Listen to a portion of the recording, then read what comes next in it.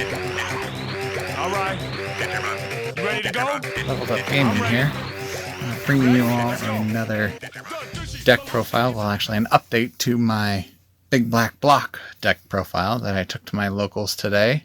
Ended up getting 4th place with, and ended up pulling this lovely beauty from the prize pack.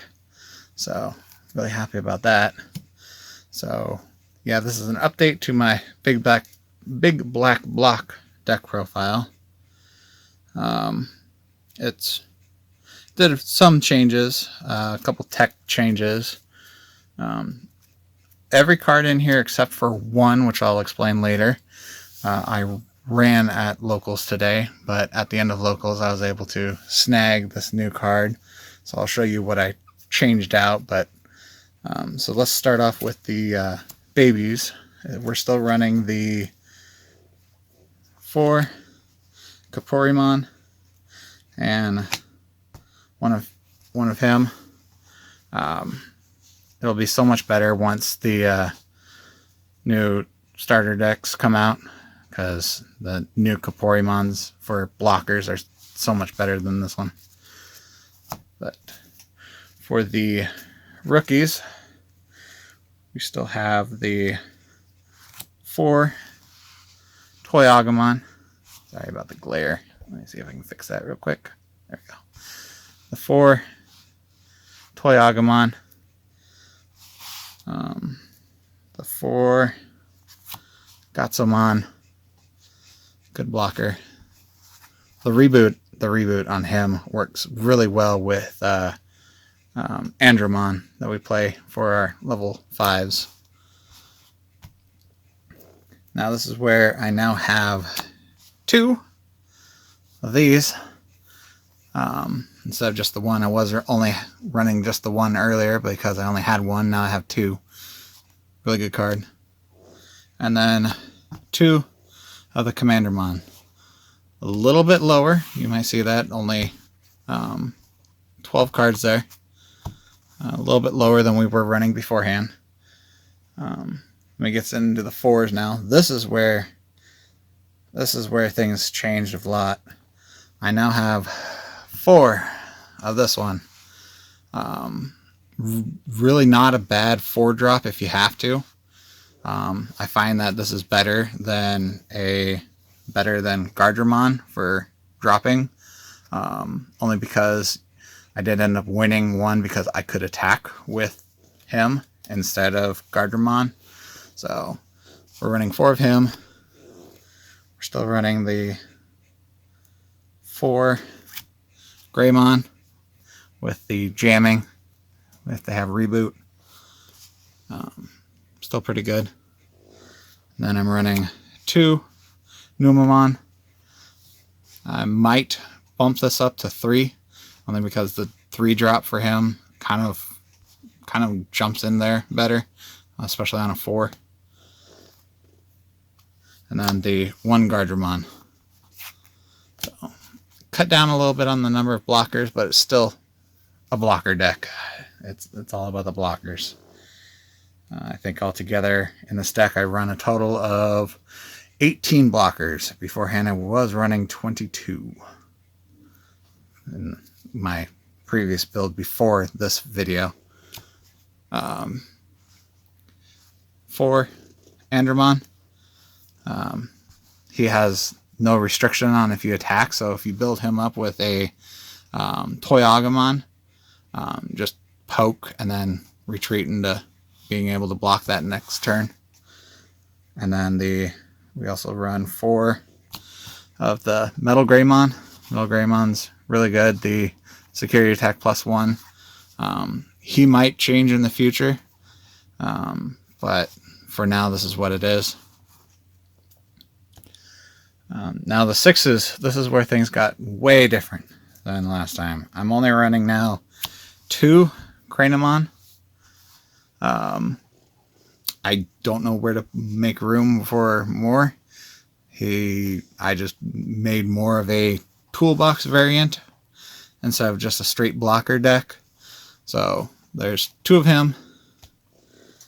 There are 2 War Greymon. Should show off that artwork better. There you go.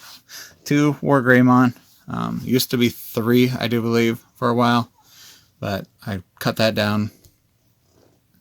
And then 2 Kresgarurumon.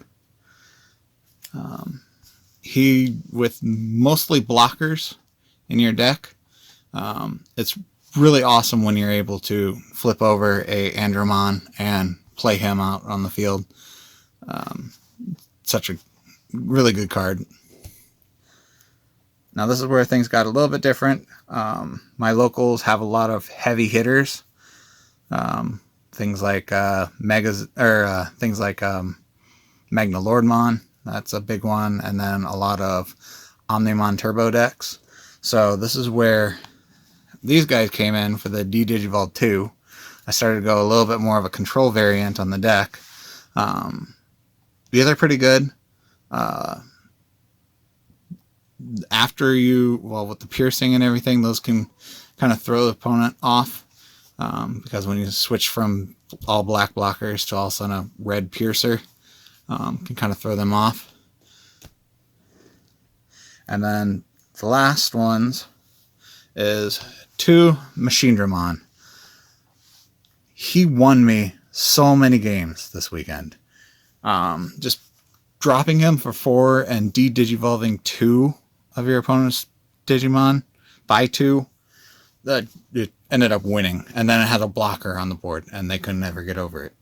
They had basically gone through all their big resources to get into where they were at, and then they couldn't build up again, and I ended up winning because of it. And this is where, at my locals, I was actually running 3 Millenniummon.